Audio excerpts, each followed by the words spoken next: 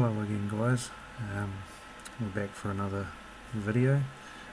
Today I am going to start a segment in a series on a warrior build.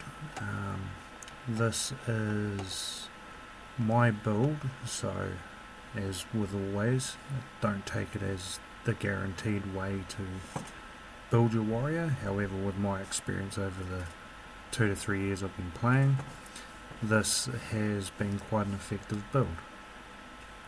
So I'm going to start out just with going through some of the tabs down the bottom here and how I've set up my warrior, and with my experience some of the better ways of setting it up. So for this episode we will start with the Forge button.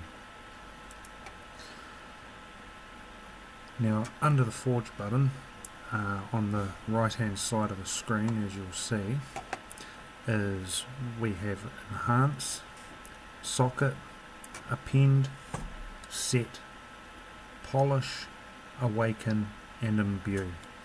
So we'll go through these segments and how I have built my character, and you can take from it what you need. If you have any advice for me, by all means please drop it in the comments below. So a warrior is a good close combat fighter. An archer, a mage and a paladin, they are adept at distance fighting. So for a warrior we have to be in close to make a difference and to have a chance at the battle. So as such I have built my character around that concept. So if we look at the enhancing, some people tend to do these differently. I've tried to keep mine as a reasonably balanced build. On the weapons and accessories side, a lot of this is BR and attack. So I know that some people will concentrate on their attack to try and get their attack up and to try and get that hit in. However, I've found that by balancing it, I am able to, if I do get attacked, I have a good chance at defense. On the armor side, this is your hit points plus your BR. So again, having it balanced just gives you the opportunity to increase your hit points, which means longer before someone can kill you. And yeah, it's just a nice balanced aspect of it. Over here in the Enhance Set button, this is just different levels that as you enhance your equipment, it gives you these added extra bonuses. By going on a balanced schedule with my enhancing, it's given me the ability to enhance my levels up probably a lot faster than if I had concentrated on just one or the other. As you enhance each level it goes up, or each tier, it uses more enhanced stones. So if you concentrate on just one side, you will get to a point where it's very, very expensive to keep enhancing it. Obviously under the preview it also has different grade sets of your your enhanced level, basically your glow that you get. I'm not entirely sure where my glow level is. I believe I'm on tier 13, and I'm on a divinity set. Yes, divinity set grade 1, so I'm still a wee way from getting anywhere near the bottom of the tier set. However, I'm not exactly sure how much I would have to pay to get to that point. So again, for me at this stage, by keeping a balanced enhancing, I've been able to keep my character at a point where I can battle against characters that are 2 to 300 million above me and stand a fair chance of succeeding. So next we'll go on to our socket. Now on the socket we have, again, it's different levels. All of mine are level 40 and above, so I'm on socket set level 9 over here. And again, each time you go up a different socket set level, you get added bonuses. Once you get above socket level 8, it does become harder and harder to level up. You then need to be in the realms of sockets, or your gems level 9, 10 and 11. You also have these gems here, which are perfect sea prisms, which are for your hit points and your health. They come with added bonuses. These are crafted using, if I go craft, and I'll come down to sea prism gems, this is where you use your refined stones. So as you get up to a level, I believe level 7 health gem is when you can start crafting your prism gems, and then once you get down to here, then you're really in the big leagues. Same with the fiery gem, level 7 and above with refinement stones, you get an extra added boost of, I believe it's more attack, a lethal hit boost of 1% per gem. Obviously that will increase depending on the level of the gem that you craft. Again, I've tried to keep reasonably balanced, however, due to refinement stones, due to how you get your gems, it will automatically place your gem where it believes it's the most crucial to go. You can adjust them yourself so you can get a more balanced level through them all, but this isn't as necessary as the enhancement. Basically, if it believes that it's stronger than what you have on, it'll give you the option to put it on, and you should take that option. Appending. Now this is, again, all of these pages, or these whatever you want to call these on the side here, these are all to do with your health and your attack, and just give you extra little bonuses and increases in your HP and your attack. Again, I've kept it reasonably balanced. I believe that this is, for a warrior, probably one of the better ways to do things. Having a high attack is great as long as you can kill them fast. If they are a stronger character or someone who has a good amount of defense themselves, then as a warrior you need to have your defense up. Under sets, now this is a crucial one, especially for beginner players. My experience with the game as I went along is a lot of people make the mistake of, when they first start, they will just upgrade all their armor and accessories and weapons before they have sets. Now I myself, I didn't upgrade anything until I had perfect sets. The extra bonuses that you get here on the right hand side of the screen, they only come through your sets. Now again, if you upgrade while that will increase your BR, your attack bonuses, your hit point bonuses, your skill damage bonuses won't increase at the same level as what they will by creating these sets.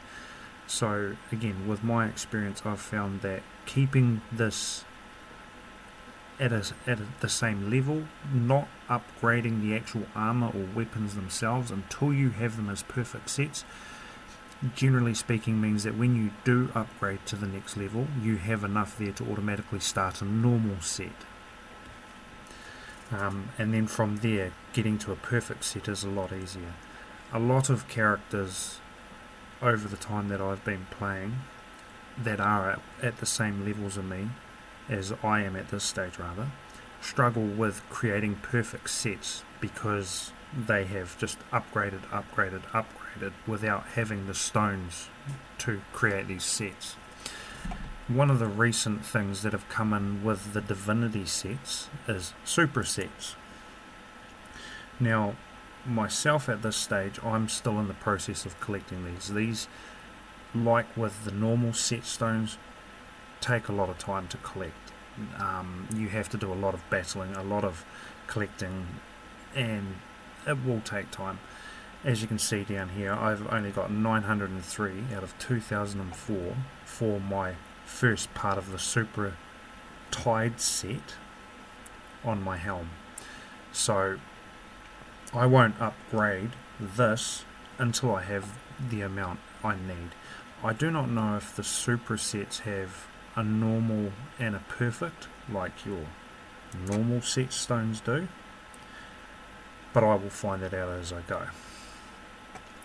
So I do recommend that if you are a beginner character and you are coming up through the rankings and you are trying to increase your strength and your extra added bonuses, then stick with the grades that you have until you can make them perfect sets, then upgrade.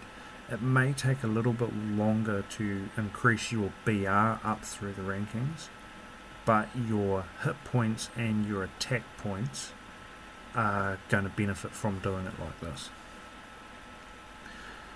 Polishing. Now under polishing, again, we have a lot of different ways of polishing, a lot of different ideas on what's necessary. Now I have on my armor side gone mainly for hit points and defense. I believe mostly hit points, but I do have defense in there. Higher hit points just means longer before they can kill you. It takes more hits for them to kill you. The defense obviously makes it harder for them to kill you. So for my personal setup, this is what I choose to have. Under my weapons and accessories, I have gone for all attack. There are different ones that you can get. You can get plus to your critical damage, to your hit damage, to various other ones. Dodge, I believe. But I've stuck with attack.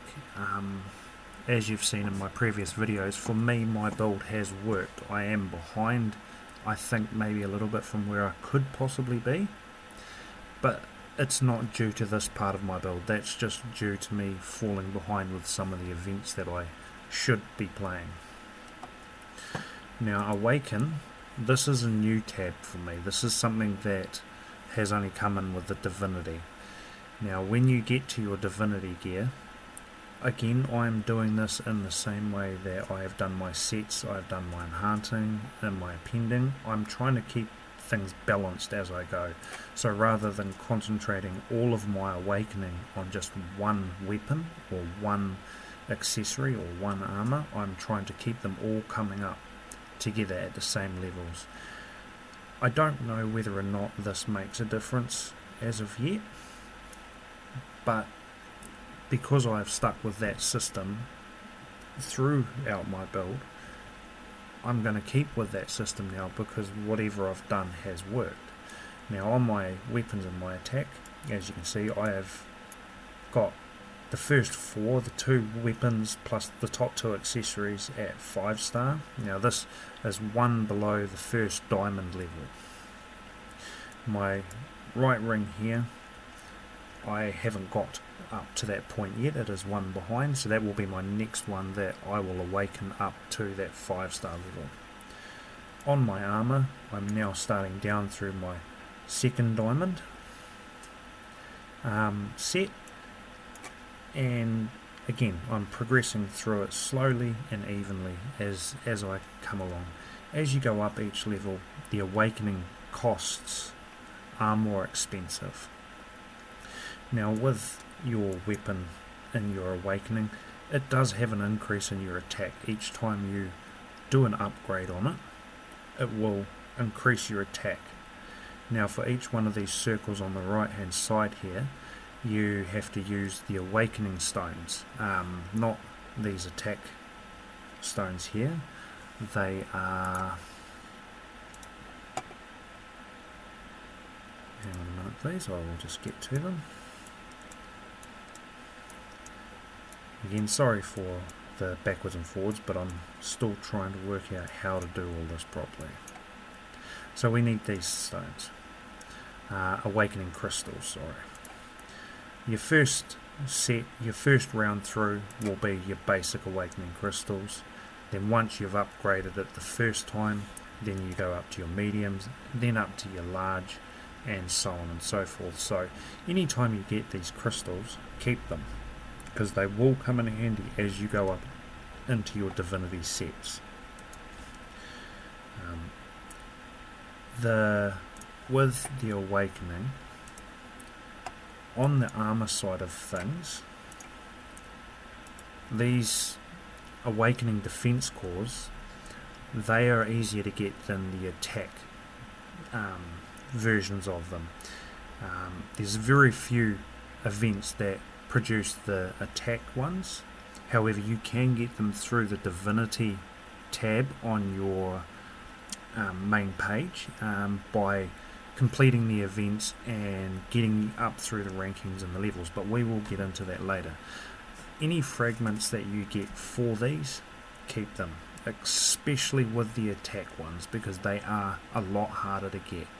If you are one of those players that can afford to pay for events and can afford to spend money, then you will get these faster than someone who cannot. But again, don't rush your build. Take your time, do it properly to the point that you want your character to be.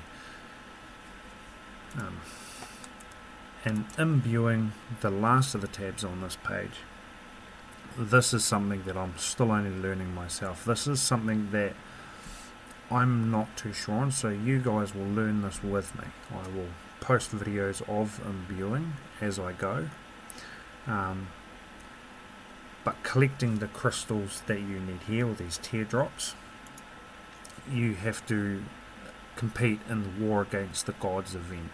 So these imbue gems are critical to upgrading your imbuing status of your stones.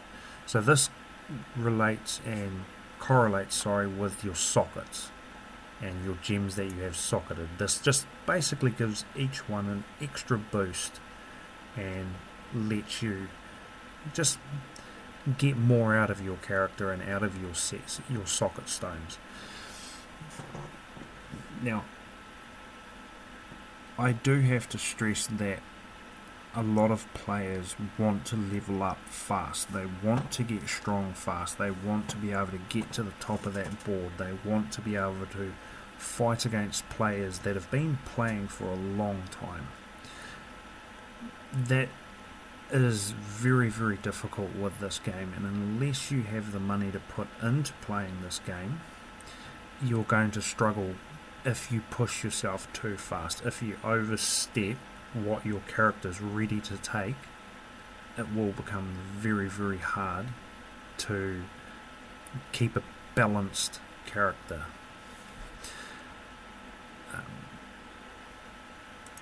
Under your character tab, where it goes through your attack and it goes through your HP and it gives you all your statistics,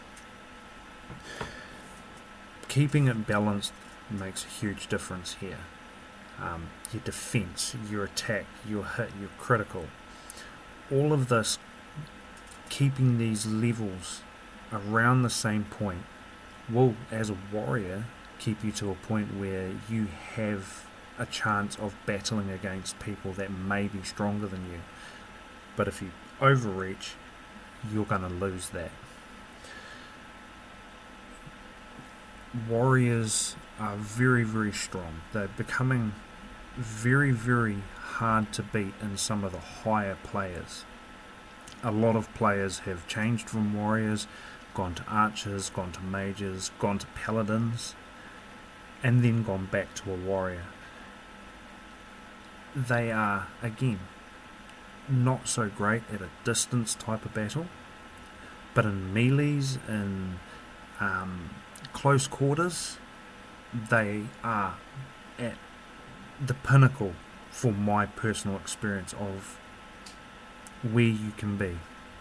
Now, there are other players out there that will beat warriors, but these are players that have spent a lot of money. They have put a lot of effort into their builds. They have just got them so supreme that it doesn't matter whether you're a warrior or an archer or anything else, that they can just dominate.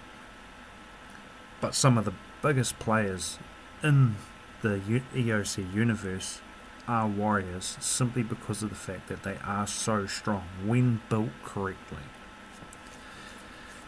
So I will leave that at that for today. This is just stage 1, part 1 of the series that I'm going to go through with this. Again, balancing, keeping your character even, I think as a warrior is definitely a good way to go. So once again, guys, thank you for watching, and again, sorry for being all over the show, but as I go through, hopefully this will all get better. So thank you very much, guys, and we will see you on the next part.